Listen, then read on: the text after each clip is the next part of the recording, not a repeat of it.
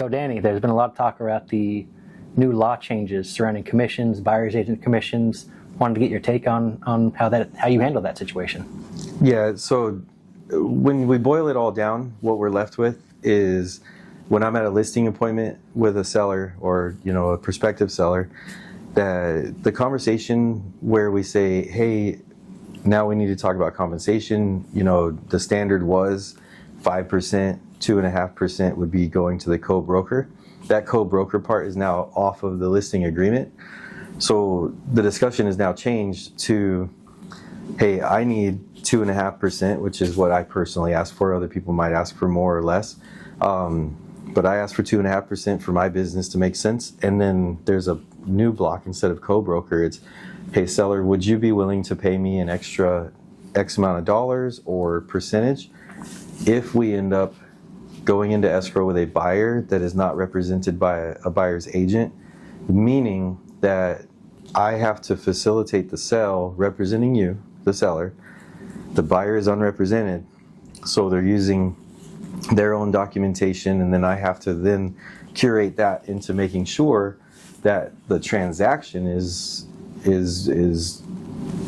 like executed lawfully, ethically, and that your interests, Mr. Seller, are represented, and the buyer is representing his own interests. It's almost like going to court. For a buyer to choose to do that, it would be, I should restate the whole thing. For a buyer to choose to represent themselves or go unrepresented by a professional, it's a lot like you get a speeding ticket, right?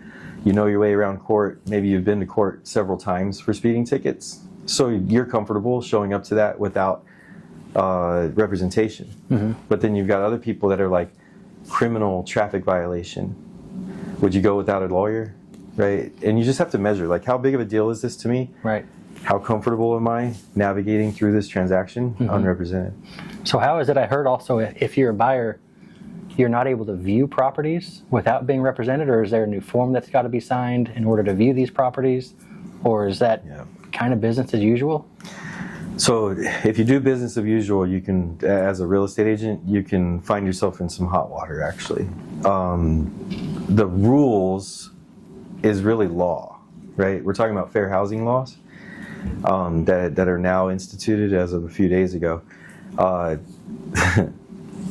documents that you might have already been hearing about, there's a few that you can choose from. If you're going to open house, then I can't force you. Like, I'm not going to physically force you to sign in, but the law says that I ask you to sign in. Got it. Right? On that sign-in sheet, you can identify that you have an agent. If on that sign-in sheet you identify that you have an agent, then now I know that you're represented by somebody else, and that representative is the one to ask me the questions about the property. You're welcome to walk through the open house, take a look at the place, and write your questions down. But I can't answer them, because then that would be me acting in agency, right? I can't answer them for you as the buyer. I can answer them for the seller, right? So there's another document that says that it's a disclosure that says that you understand that I represent the seller and the seller's interest, not yours. And then there's a whole nother document that says that you're going to go unrepresented, like we talked about before. And if you sign the unrepresented document, now I can't take any agency for you at all. I can't even write your offer for you. You got to go write your own offer. And then if you sign a buyer representation with me, then I can act in your agency and the seller's agency, right? Which could benefit you. The trick is that we just met 5 minutes ago at this open house, and I have to dictate that if you end up buying this house because you signed this buyer representation with me, you owe me 2.5%, which is my going rate. Right. And is that something that you would now go back to your seller and negotiate to see if they would increase their commission payout? No. It's yes and no, right? So, like, the seller could pay. They could choose to pay. However, the way that it's presented is called a seller pay buyer broker document. That document has no real estate agents on it. Like, none of us sign it. The brokers don't sign it. That is an agreement between the buyer and the seller. and it's attached to the buyer's purchase agreement offer, in order for the buyer to be asking the seller to pay the buyer's broker from the proceeds, right? They can ask for the seller to pay some or all of the buyer's representation brokerage for the conversation. But ultimately, the intent is that the buyer enters into a representation relationship with the real estate agents going forward, right from the very beginning, defining a time frame, defining what it is that they're looking to purchase, and defining how much they're willing to pay the buyer's broker, and then finally how it's going to get paid, whether they can pay it as a closing cost, which would be more cash to close, or if they need for the seller to pay. Gotcha. What happens in these scenarios? Say you're working with a seller who agrees to pay a 5% commission, so 2.5 to the list side, 2.5 to the buyer's agent. What happens if that buyer that's viewing the property has a payable commission already in place for that agent at 2%? How does that work? If they're now being represented by their agent and they're saying, I'll pay my agent 2% commission to find me this house, but you find a house where the seller's going to pay 5%, where's that 0.5%, or is it, now does your seller just pay the 0.5% on top of that to cover the 2.5%, or is it just now 2% at that point? So your question is, a seller, previous to this law change, entered into a listing agreement agreeing to pay 5% total, and they dictated 2.5 to go to the co-broker, right? Before the law went instituted on the 17th of August, then the buyer's agent would have been paid 2.5% automatically. Right? The buyer wouldn't even necessarily have to agree to that. Because it's not even... Because the seller has already agreed to pay the buyer's broker that amount. Right? So now that the law has changed, that co-broker amount has actually been removed. So even if you were on the market prior to the law change, and now you're still on the market, and you're just active, looking for a buyer, holding open houses, doing showings, right? Your real estate agent, listing agent, must have already changed the contract to remove that co-broker agreement. So then, to answer your other question, is if the buyer is in contract with their broker or their agent, that the agent's broker would get 2% instead of 2.5%. The answer to that question is that the buyer's broker can only make what they're in contract for with their client. Yes. So had somebody previously decided 2.5 was fine to the buyer's agent, and now it's removed, right, and it's not visible on the MLS, it's no longer even able to be talked about. Right, because it's not on the MLS, so it's not. Right. It's not even known at that point. There's no known buyer's agent commission. Yes. Like, I'm not going to turn them in, but I did showings on the 17th and the 18th of August, and I scheduled 15 showings, and I don't even know who they are, and I deleted their text messages out of my phone because I don't want to be in a position to have to turn people in. But those people texted me, seller's willing to pay 2%, seller's willing to pay 2.5%. That conversation is not even supposed to happen anymore between the agents, right? It's between the buyer and the buyer's agent. Right. So you can't pick up, as a list agent, pick up the phone, call the buyer's agent and say, hey, my client is willing to pay 2.5% to get this sold. You can do that, but you'll be violating the law, and then you won't be a real estate agent for long. It's not what we want to do. Right. You're going to catch fines, and they're even talking about maybe even criminal charges. Oh, wow. Because it's law. Right. Right. So if you catch a criminal charge, now you're no longer qualified to ever be a real estate agent again. So how do you get in a situation where you have that seller that is willing to pay that buyer's agent commission? Is there a way to have that conversation, or is it? The conversation is had in the purchase agreement. So the conversation is between the buyer and the buyer's broker and the buyer's agent, right? Really, the buyer's agent. Let's start that over. Ask that again. So is there a way that if your seller is offering the 2.5% to be paid, how is that conversation between you as the list agent and that buyer's agent saying, hey, buyer agent, my client is going to pay or is willing to pay 2.5% okay, as the buyer broker? Great question. To answer it, I want to say if you're my seller, hypothetically, and you say, yeah, list my house for $1 million. I'm willing to take 900. Do you want me to tell the buyer's agents that? No. So Definitely not. if you told me in the listing presentation where I said, and some buyers are going to ask for you to pay their broker's compensation because of cash to close, and they might need your help, or they might want you to pay it from the proceeds, right? And then you as the seller tell me, I mean, I would pay up to 3% if the offer was right. Right. I would be in violation of my fiduciary duty to the seller, telling the buyer's agent, who might be willing to do it for $500, 1%, 1.5%, 2% is kind of like getting there. Like a lot of people are giving away their time for 2%. I asked 2.5%, right? If you, the seller's agent, tell me that the seller's willing to pay 3%, I might go back to my buyer and say, hey, I'm going to ask for 3% because they're willing to pay it, and then I'm going to shift you that 0.5% towards your closing costs, saving you even more money. Right. So you How's leave that it. sound?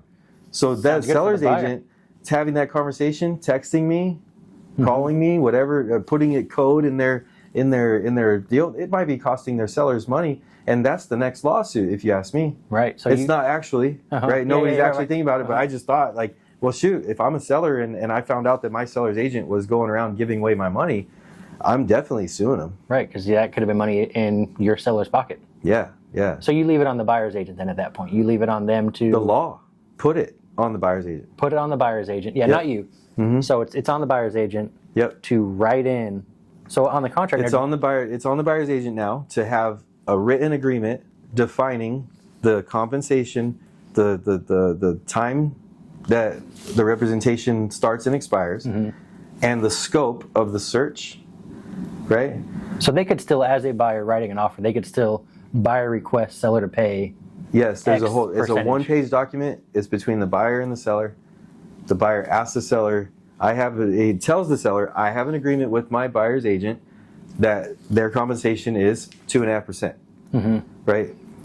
I'm asking you to pay that 2.5%, or I'm asking you to pay 1.5 of the 2.5, or I'm asking you any level of that. You're 2.5. asking that to the seller. Yes. Yes. Got it. Because I figured that would kind of weed out a lot of these first-time home buyers or even move-up buyers that don't have extra money on hand to pay this buyer's agent a 1%, 2% commission, because they're forking over all their savings as a down payment. Right. So it seems like that might cause issues even getting into these properties if these sellers aren't willing to pay out these commissions anymore. Right. So the most common first-time home buyers are 0 down VA, 3.5% down FHA, 5% down conventional. Right. They've already spent all the time gathering up all that money because the prices are high, and they have to also have 2 to 3% in closing costs for the loan. Right. To prepaids and all of that. So to add another Pretty big chunk. Which, 2.5% to their buyer's agent is now taking it from 2 to 7% for all those programs, right? If you're adding 2% for closing costs, so 2 to 7% needs to be in your bank to make this happen. You're now changing it to 4.5 to almost 10%, right? yeah. And only 5%, 3.5%, or 0 of it is down payment anyway. Right, yeah. So that's Right. all the rest of it's going to. And that's why Creen Jean-Pierre called it junk fees. But it's not junk fees. In my opinion, it's compensation for representation. If Creen Jean-Pierre had a problem with her buyer's agent and their level of representation for how much she paid them, then it's a junk fee, Right. right? That's why you don't work with the discount brokers, Exactly. which is interesting because that seems to be kind of the motive behind the lawsuit, is to decrease the compensation to the brokers. So what are we trying to do? Are we trying to make our real estate agents now be more like teachers? And nothing against teachers, they're part of God's work, Right. for our country, and they have our children in the most impressionable years. But if teachers' salaries were $150,000 to $300,000 a year, nobody that's a teacher today would be a teacher. Right. So if you decrease the salary or the compensation of a real estate agent low enough, and it makes sense for me to go to a nuclear power plant, then I'm no longer a real estate agent. And then, yeah, you're weeding out all the great real estate agents, because now you're basically turning everybody into a discount brokerage almost at that point. Yeah. Nobody wants to pay for anything. Right. So then what is it going to turn into? If the compensation goes low enough, the only buyer's agents are going to be part-timers.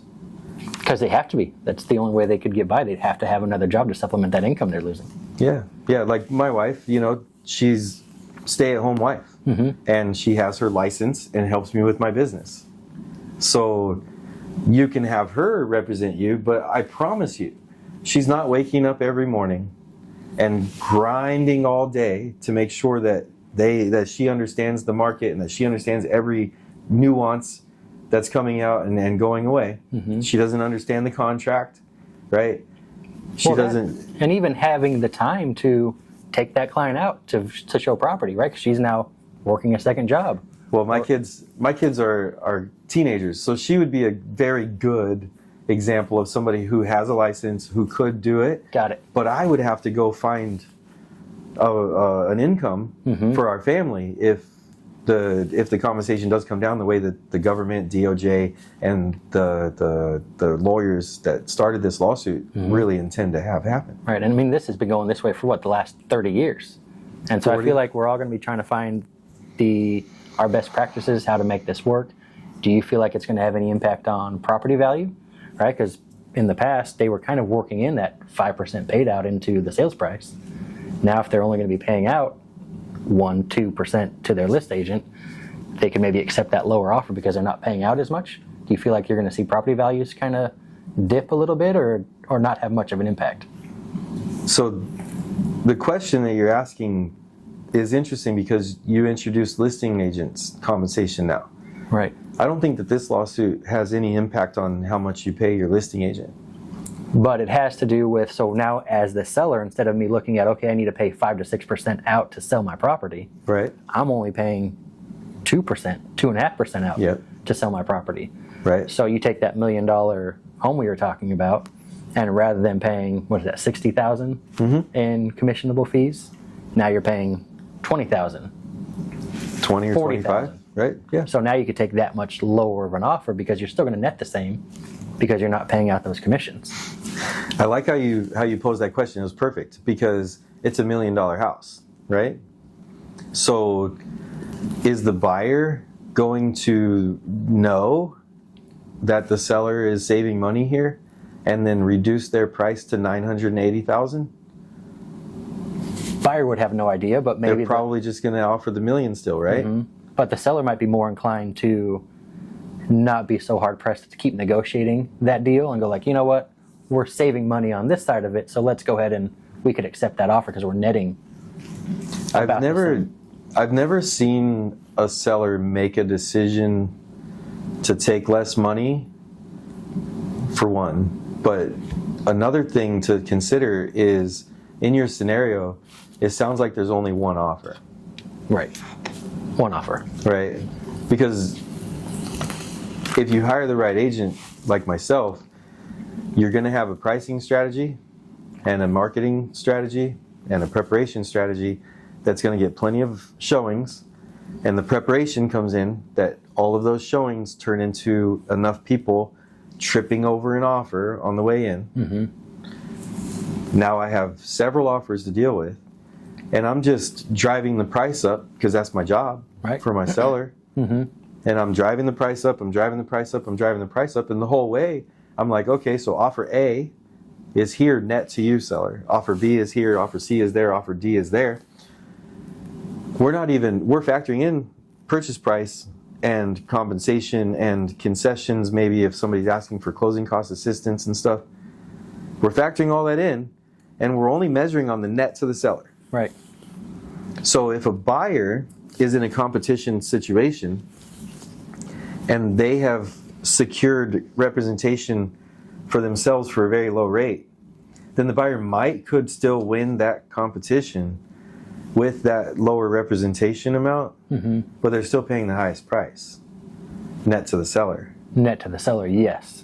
Right. But sale price on paper, when that property records, sure, maybe you're more inclined to take a little bit of a lower sale price if this buyer's agent's commission was lower compared to buyer B who might have a bit higher of a sale price, but also a higher compensation paid. So I feel like those are going to be scenarios that we kind of get in, and it's going to make, I feel like your job a little more tricky as a list agent to present the best offer still for your client, right? Well, it's present all offers. Present all offers, yep. Right? Measure them against each other. And there's good and bad, and there's so many different things that go into it. I recently, representing a buyer, won the house for them at a lower price because I had them shop for insurance the same, like we were still in the house, and I said, call the insurance broker right now and find out, because I saw this and I saw this and I saw this in the description. They called, and it was going to be a problem, not just for them, for everyone. Which is a great example of why you work with a real estate agent and don't go unrepresented, because, I mean, you said it, insurance, that could be a huge thing. You can get to the end of the line and go, oh, insurance is not going to work. In this property, they had to pay $14,000 for 1 year's worth of insurance. And then another insurance company was like, going to take longer to write it, but they could give them a better rate. And then that insurance company also said, this claim that was made for the problem at the house is going to fall off on this date, and then it'll make the rate go down. And the rate So like, they were able to put together a plan with another company, but they had to pay the higher interest or higher insurance rate, and that'll only be until they get this new one in place, if they ever do. Well, and it's a good thing that you had them call while you're at the property too, because like I said, it was going to take a little bit longer. So when I presented this offer to the selling agent, I said, hey, by the way, when you're measuring these up against everything and when you're presenting to the seller, I would greatly appreciate you letting them know that we already have a plan for insurance. Which is also huge, presenting that offer to the seller, that you've got all these things already in line, ready to go. Because like I said, that could be one of those things you get at the end of the escrow, and if you don't have that one piece lined up, the whole thing goes away. The whole thing can blow up. Yep. I've heard of it happening. Yeah. I haven't had it happen yet. Especially, more so now here in California with all the insurance companies jumping out. Yeah, there's a lot of them that just won't deal with us anymore. But I do feel like the whole commission lawsuit, it's going to be, I think, a little bit of a learning for everybody, but it's going to be more so making sure your clients know your value and what you do and how you're going to represent them and how you're going to either A, get the best offer for their property, or B, get them into the property that they want for the best price possible. Yeah. Look, nobody likes disruption, right? Especially when they have a good thing going. But I think that this lawsuit, it actually accomplished something that is in line with my ethics and my values. And it did it indirectly. Buyers for so long, I was 20 years old when I bought my first house.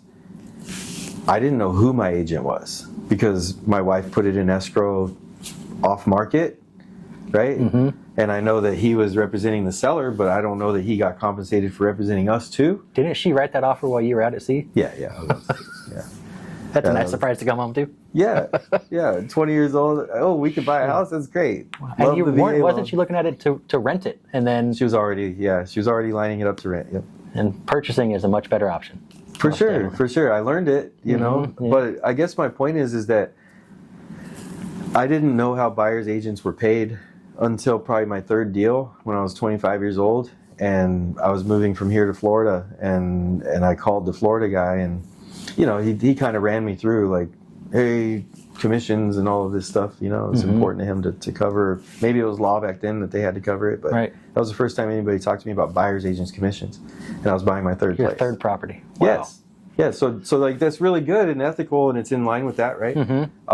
Another thing is that it allows the buyer to identify that buyers have always paid a higher price. It's always been worked into the price. It's always been worked into the loan. They always have to pay it back, or they always have to bring it part of their closing costs and their down payment.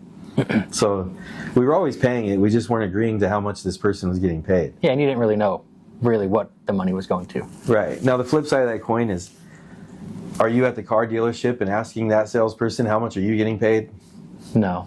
Yeah, and you put it that way, it's like, no, that's awkward. Why would I do that? What about your insurance salesperson? Does he tell you how much his commission is? No. Okay. You don't. You just don't ask that. But do you ask your waitress how much she makes? No. Before you tip her? No, What if it's a restaurant that pays $100 an hour? she might tip a little less. Right? Yeah, hey, you put it that way. I never even thought about it that way.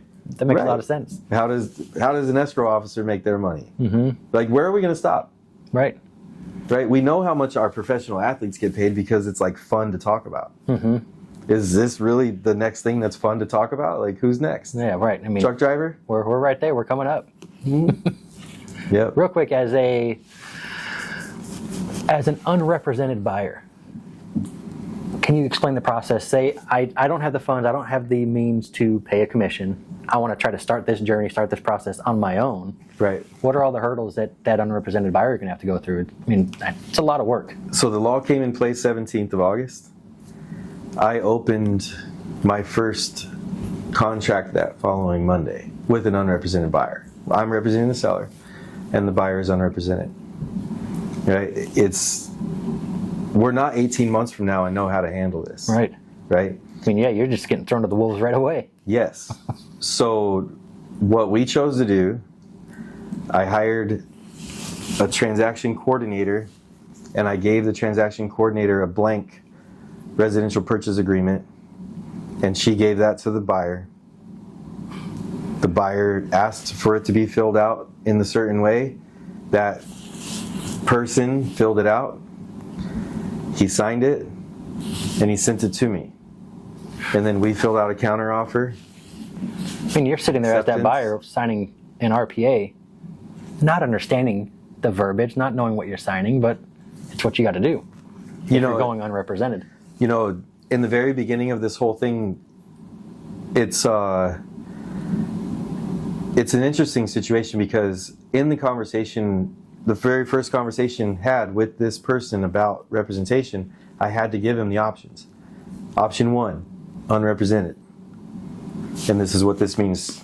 Mm-hmm. Option 2, I'll represent you. I'm already representing the seller. I'll do it for X amount. Option 3, go interview and hire your own representation and designate with them how much their compensation will be. And he says, well, the seller is a licensed agent in another state. Mm-hmm. You're a licensed agent. I've bought a house before, but I'm not, like, this isn't my profession. So I don't know if I'm comfortable. And I said, well, is the comfort that you're looking for worth the compensation of hiring representation? That's the question. Mm-hmm. I mean, Right? that's a big purchase, so you better be comfortable with what you're doing. Right. So he chose that he's more comfortable saving the money and knowing that I'm ethical, Mm-hmm. right? But God forbid he did that with somebody that's not ethical. I mean, yeah, you're going up as someone that's not savvy, right? A buyer in now contract negotiations with a real estate professional. Who's got that advantage? Well, the The answer is itself. professional Yeah. or the buyer, right? I mean, Unless he has some experience that he was hiding from me, because remember that, you know, you could be at a poker table and the guy bets like he has aces, or he bets like he's bluffing, right? Mm-hmm. What if this guy is bluffing on me and he's trying to get me to represent my seller a little less, right? right? Mm-hmm. That's not going to work. Mm-hmm. But I'm also not looking to break the law. Touch a little bit still on this lawsuit. I'm sure you're going to be finding yourselves in a situation as a list agent where your sellers are going to be looking at paying an overall less commission for the same service. Is there a way that you can combat that situation, or how do you deal with those types of instances? Yeah, so I wholeheartedly believe, like I said, I support this law change and these law changes that came out of this in a way that the seller's representation should be the same as it was before the law changed, right? Mm-hmm. All that changed is the seller does not have to now decide, am I going to pay 3% to the buyer's agent to attract as many buyer's agents as possible, or 1% to the buyer's agent? Now the house is just going to attract every buyer that's interested. And each buyer is going to decide how much their broker and agent is getting paid, which means that they're going to have to then hire the agent that they can afford, I guess, right? Right. So it takes a little bit more off of the seller's plate and then throws it back as this is what this property is selling for. This is what, I mean, I guess not even this is what I'm willing to pay, because that information's not out there anymore. Right. It's not there. Right. So the only time that it would cost the seller more now than it did before this law change is if there's an unrepresented buyer and they've determined that I'm going to get paid extra because I have to do all the work, professional work at least. I guess maybe in the flip side, as a list agent, it might benefit you a little bit if now, rather than that seller saying, okay, I've got to pay 5%, 6% commission, 3% out, 2.5% out, or whatever it may be, I'm only paying 3% total. Not 5%, not 6%, but 3% to my list agent to get this property sold. Yep, that's it. So that might benefit which is list the whole. agents. It was the whole purpose of the law. If a listing agent is interviewing for a job, why are they negotiating with the seller how much the buyer's agent, who doesn't even exist in this conversation yet? Why? Right? What It's if like that tipping buyer's- before you go to dinner. Yes, exactly, exactly. It's, a lot of people say, oh, it's like you paying the prosecuting attorney or the district attorney. I'm like, anybody who says that is kind of missed a spot or like stayed home that day. To realize that we do pay the district attorneys actually, because they're paid from the taxes, and we all pay taxes, right? So yes, you do already. But here's the thing: the 2.5% or the 3% or whatever it is that the seller agrees to pay the listing agent, that's it. That's all they have to negotiate right there that day. And then if there's an unrepresented buyer, this much money, right? Now, what's nice about the whole thing is that when the offers start coming in, each offer is going to have the compensation to the buyer's broker either attached or not. So let's take a hypothetical situation. Got a $750,000 offer here and a $760,000 offer there. The $750,000 offer says they're going to pay their broker, their buyer's agent, from the closing costs. Now, the seller and the listing agent have no idea how much that buyer's agent is even getting paid. It's none of their business. Right. It actually doesn't matter. Because, why would it even need to be their business? That's a good question, because there is a scenario where it needs to be the seller and the listing agent's business, is when the $760,000 guy says, pay my buyer's agent 5%. Now the seller's like, I'm paying 2.5 to my listing agent, and the buyer's agent wants 5 on top of that. What's that? $35,000 plus another $2,500, so $37,500, right? So now we have a $722,500 net to the seller and a $750 net to the seller. This guy's winning by a lot, right? So maybe we might counteroffer this guy with $795,000. And we'll pay your guy 5%. To make that number, To make their offer net the seller more than the other offer. And the other offer is just stuck at $750. He's like, nope, I'm not moving. he's not moving. Right. But the other one's going to net you higher, and maybe you get them to come up a little bit more in sale price Right. to bump up that commission to what they're looking for. Sure. And what's interesting about that is when buyers choose to have their sellers pay the broker compensation, or when they have to have the sellers pay the broker compensation, right? And this is where I'm like, why'd the government do this? It's raising the price, but only in comparison to the person who has the wherewithal to pay their buyer's representation from their cash, because they can keep their price down, right? And the reason I say why'd the government do this is because property taxes, especially here in California, are driven by the sales price. So wouldn't the government want a higher sales price? Yeah. So why'd they remove the buyers? Why did they give? Because now, like we said, you could now accept that lower sale price to offset paying that 2.5%, 3%. Yeah, I mean, look at it this way: if your compensation to me as your buyer's agent is going to be $20,000 because it's a $800,000 home, right? You could also buy that house for $780,000 and pay me $20,000 at the close of escrow, on top of your closing costs and your down payment, right? if you choose to have the seller pay it, he's going to need you to pay $800,000 for the house, right? Both ways, you feel like, well, I'm paying $800,000 for the house. Yeah, because either I'm paying that for the house, and then in a loop round, that 20 is going to go to the agent, or I'm paying $780, and then I'm paying my agent 20 directly. Right, and I like to get nerdy. I have the nuclear, nuclear power in my past. If you want to get real nerdy, I'll tell you how that $20,000 might end up costing you $50,000 over the course of 30 years. How's that? Oh, because you're not paying your loan amount is $20,000 higher. Your property taxes amount is $20,000 higher. Right. So now you're paying interest on that extra $20,000 borrowed, and you're paying property taxes on that extra $20,000 that was in the purchase price. So it makes sense for lower purchase price, and you pay. Makes sense for the consumer, for sure, if you can afford it. Right. If you could afford it. But if you can't afford it, what's better than owning an $800,000 asset with very little money out of pocket? I don't own $800,000 of Tesla stock, but I would if they told me that I could have $800,000 of Tesla stock in my name for $40,000 out of pocket. It seems like a good deal. So why not do it for real estate? And yeah, you put it that way, it makes a lot of sense. Doesn't it? Makes a lot of sense, yeah. Right. You're buying a huge asset. So for your commissions, right, I mean, you're not just getting paid to sell a house.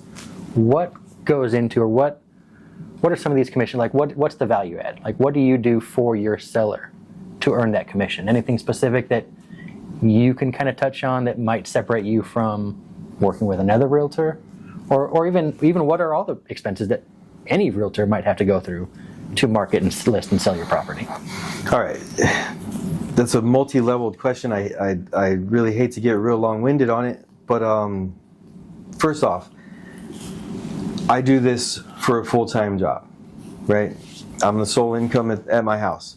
So I have to manage how much money I make based on how much money I need.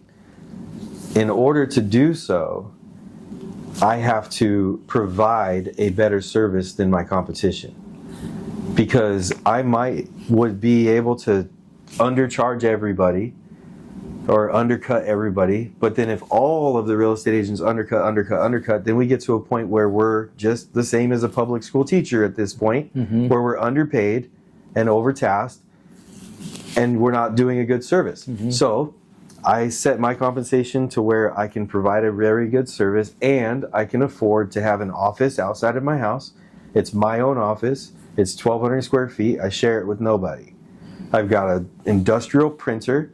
You'll never have to see me go to Kinko's to pay Kinko's to print some stuff out. Because that all adds up too. Yes, it does, right?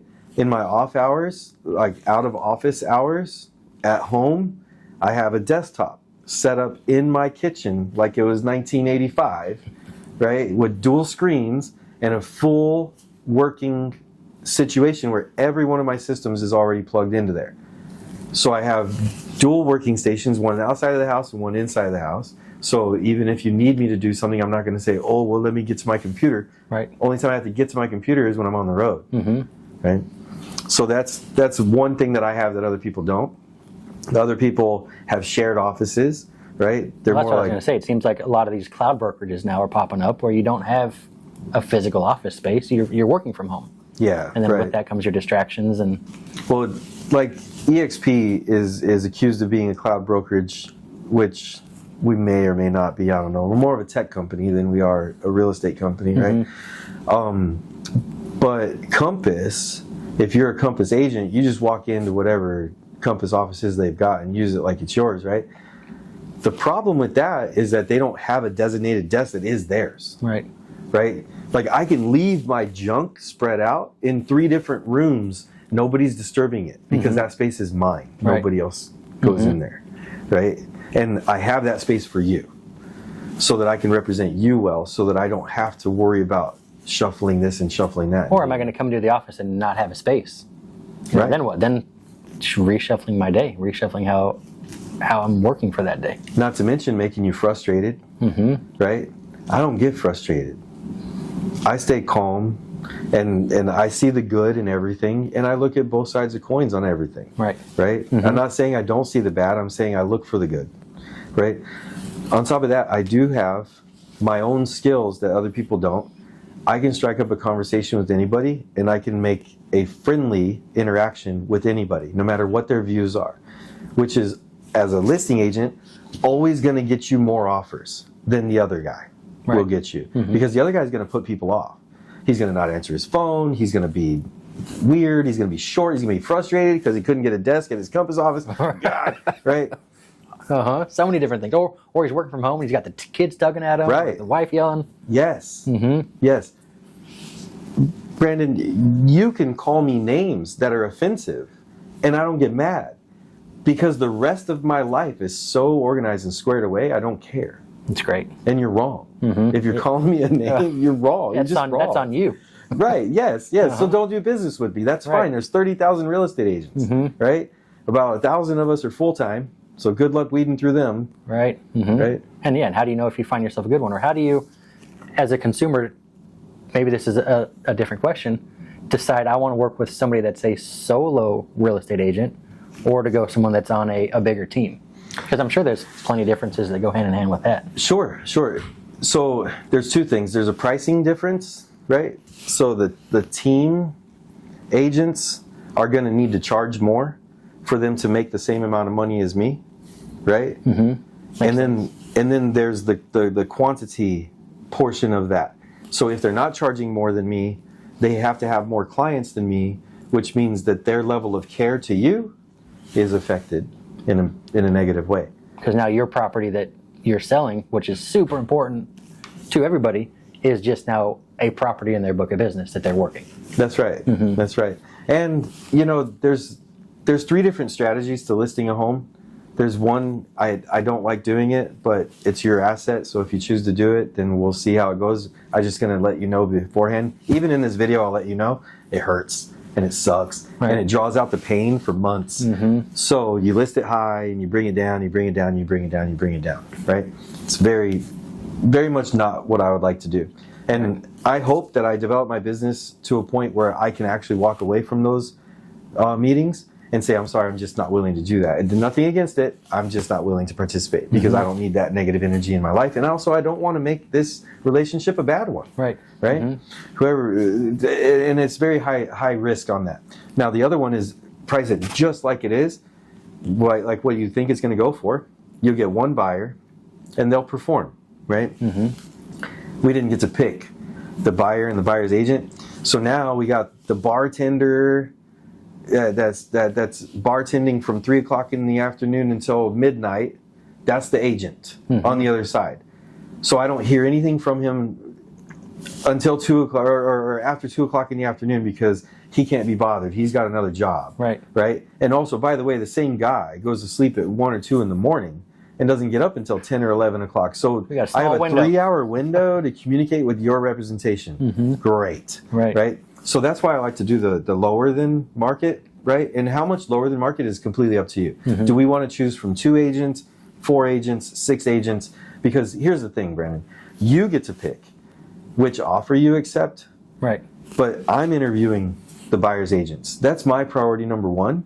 Right, I'm interviewing the buyer's agents, and I'm negotiating the price up and the terms down. You're getting a pulse on which offer is the best, not just price, but to perform and actually get to close of escrow. That's right. Because it's not just about who's got the highest price. That's right. Because you still got all these other things that fall in line that have to happen in order for money and then keys to be exchanged. Yep. So then to loop that right back in, so if you have a part-time realtor that's on a team, for one, if somebody's on a team as a listing agent, I can assume that they're probably not a part-time agent because teams don't like that, right? And I know which teams don't like that. So if you're from a certain team, I know that you're not a part-time agent, you're a full-time agent, which is great. But also, I know that you have a structure behind you of well-performing agents. So even if that agent isn't a well-performing agent, I know that there are well-performing agents around them, and I can lean on the team to maybe help him. Problem with that is, and I experienced it firsthand, the other agents on the team aren't making money on that deal. So they don't actually care. Put in. So all you get is the extra hours, extra credit attention from the other team members. Yeah. And then the faculty of those teams, all they care about is conversion, profit, income. Which goes expenses. Back to our point about either a seller or a buyer, really, unrepresented. You don't get to have that professional experience of somebody that not only knows the market, but knows the players, knows who's their full-time realtor, knows this is their livelihood, this is their job, this is their source of income, who's going to do everything they can to make sure we get through this, and who's the bartender that's not going to answer their phone or not around. Right. If you're going unrepresented, you don't have those answers. You're going into it blind, throwing a dart, hoping that it works. Yeah. So don't click on the internet, and don't show up to an open house until you have a talk with an agent. And I'll tell you right now, too many times I'll ask people that I know, and they know I'm a realtor. They'll call me and they'll say, hey, I saw this open house, or I'm at this open house. I like it, right? And I'm like, why didn't you tell me? Oh, we weren't really serious. Oh, we went out for fun. No, you didn't, right? I don't go to the car lot for fun. Right. Right? You're looking at a house. You're interested in a house. You just feel like, I don't want to be pressured. I don't want to be chased. I don't want to be convinced. I don't want to be closed when I'm not ready. Right? And click on the internet. Yeah, what's going to happen? What's 3 gonna happen C's. The 3 C's are going to happen. What are the 3 C's? Chase, convince, close. They say it at their meetings all day. Chase, convince, close. Chase, convince, close. Close, close, close. Chase, chase, chase. Convince, convince, convince. Close, close, close. Don't work with them. Yeah, because that's going to leave a bad taste in your mouth. Right. Especially if you are just looking, right? You don't want to be chased, convinced, or closed. Exactly.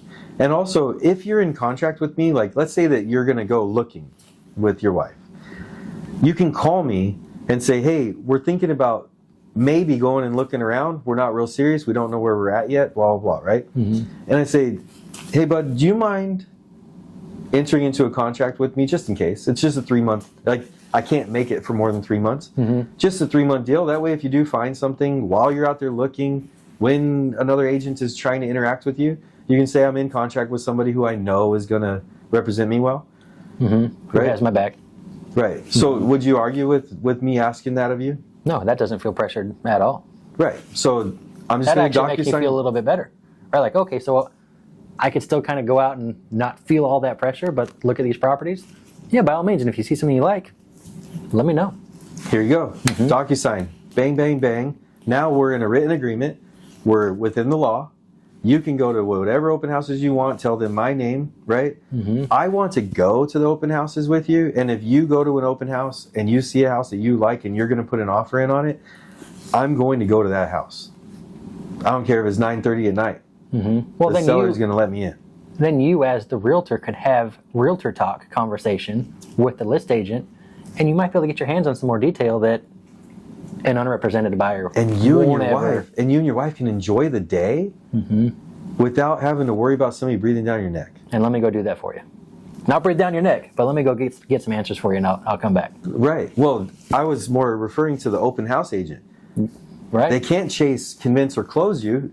You're already in contract with somebody who you know, like, and trust. See, so you don't have to worry about any of that. Yes. Just go in and look. Have fun. Do you see why I like what's coming out of this law? Everybody else is crying and complaining and, oh no, it's changing, it's this and that. Some people say 1 million realtors are leaving the business. No, they're not.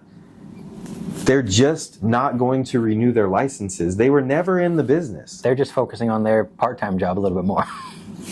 Sure, right? Because what was it before to represent a buyer other than all a buyer's agent, like all somebody had to do? You could be a bartender. They proved it, right? You could be a grade school teacher all day, worn out at the end of the night, and still write an offer. And you don't even have to write the offer.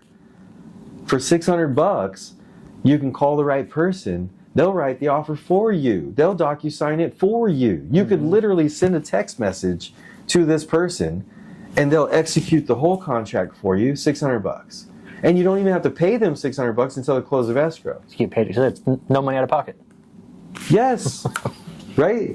So how attractive is that? Oh, I'm going to pay my fees of $5,000 a year, right? And then they say, oh, well, I don't really do a whole lot of work, so I don't need the MLS. I don't need the DocuSign. I don't need Sentry. I don't need Supra, Sentry and Supra, like lock boxes, right? All these subscriptions, Right. right? So now their fees are like $2,000 a year, right? And I know this because I pay $5,000. Tiffany pays $2,000, right? She doesn't use the MLS. Right. I use the MLS, right? So it's like so much stuff that is just gonna eliminate the part-timers, and it's gonna be so nice because now sellers don't have to worry about dealing with a part-time agent. Right. There's so many times that you have a solid buyer, rock solid buyer, wonderful, wonderful buyer, And excited and just ready to go. And I mean, it's a big deal. and their agent is a mess. And that just ruins the whole thing. Their offer is strong because it's a rock solid buyer, and you're like, yes, let's go. But all day they're working at the bar and you can't get a hold of them. Oh my gosh, yes. And if I had permission, I could just call the buyer, and the buyer would be like, yeah, no problem. Easy, but you can't. And how many do that. times has like, for instance, I don't need to share names or anything, but I worked in a situation that had a lot of agents around, and I heard the story, and it put me off as a listing agent mostly, that this buyer's agent went to the home inspection with the buyer. There was a spot of the trim on the floor that was warped and distorted, like it had been wet, saturated, right? So they asked after the inspection, what happened here? The seller said, I spilled this here, and I didn't get to it right away, and it warped that wood, right? That buyer's agent, the buyer didn't even care. The buyer was like, oh, okay, good explanation. That buyer's agent was like, no.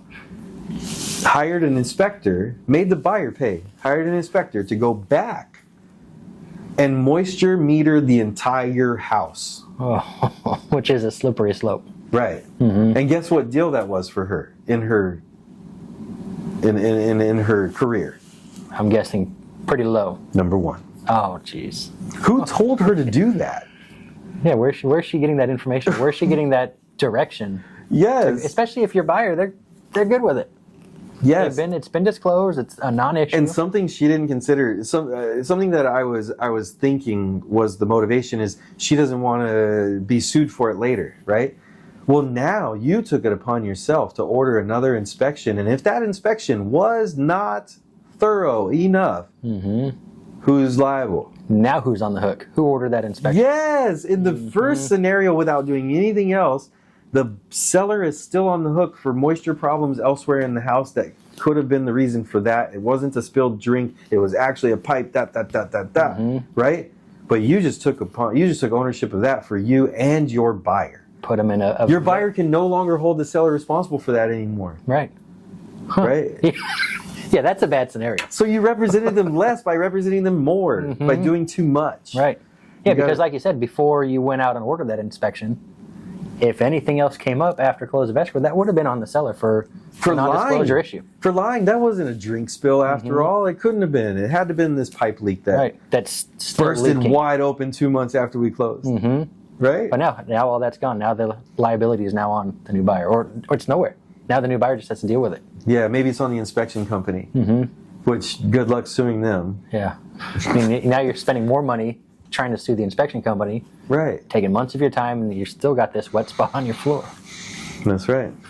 So you got to be careful, and just make sure that you're happy with the representation and that you're able to pay them at the close of escrow, or willing to pay more for the house in order for it to make sense for the seller to take your offer compared to the other offer. And let me tell you, how many people paid their buyer's agents at the close of escrow before this law?